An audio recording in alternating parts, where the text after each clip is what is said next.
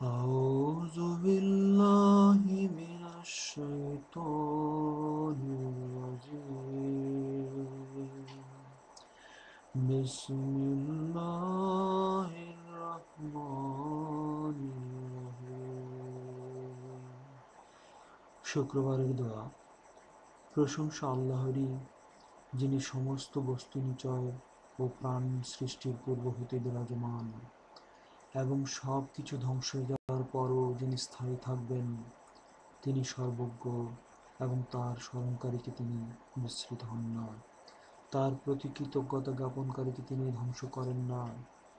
তার কাছে প্রার্থনাকারীকে তিনি নিরাশ করেন না এবং তার উপর আস্থা স্থাপনকারীকে তিনি হতাশ করেন না। হে প্রভু, আমি আপনাকে সাক্ষ্য হওয়ার জন্য আহ্বান জানাচ্ছি। সাক্ষ্যদাতা হিসেবে আপনি যথেষ্ট। আমি আসমানের অধিবাসী, আপনার আরশ বহনকারী, আপনার নবী, আপনার বার্তাবাহক রাসূল এবং আপনার সৃষ্ট যাবতীয় প্রাণীদের আহ্বান জানাচ্ছি আমার এই সাক্ষ্য প্রদানে সাক্ষী হওয়ার জন্য যে অবশ্যই আপনি হলেন একমাত্র খোদা, আপনার জন্য কোনো শরীক নেই।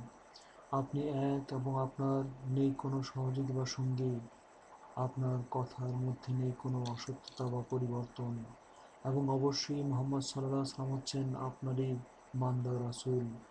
তার প্রতি তার বংশধরদের প্রতি বর্ষিত হোক আপনার অনুগ্রহ।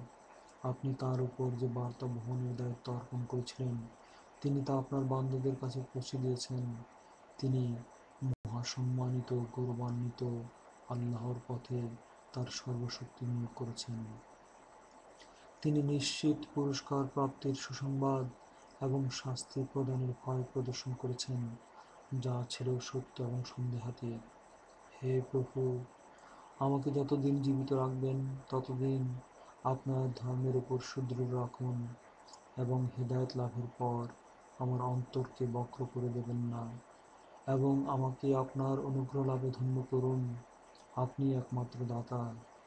মুহাম্মদ সাল্লাল্লাহু আলাইহি ওয়াসাল্লাম ও তার বংশধরদের প্রতি অনুগ্রহ বর্ষণ করুন এবং আমাদেরকে তার অনুসারীদের অন্তর্ভুক্ত করুন এবং শেষ বিচারের দিন আমাদেরকে আপনার দলভুক্ত করুন।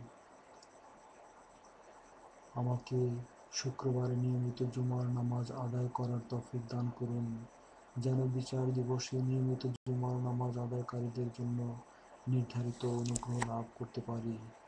অবশ্যই আপনি হলেন সর্বজ্ঞ এবং সর্বশক্তিমান। আমিন।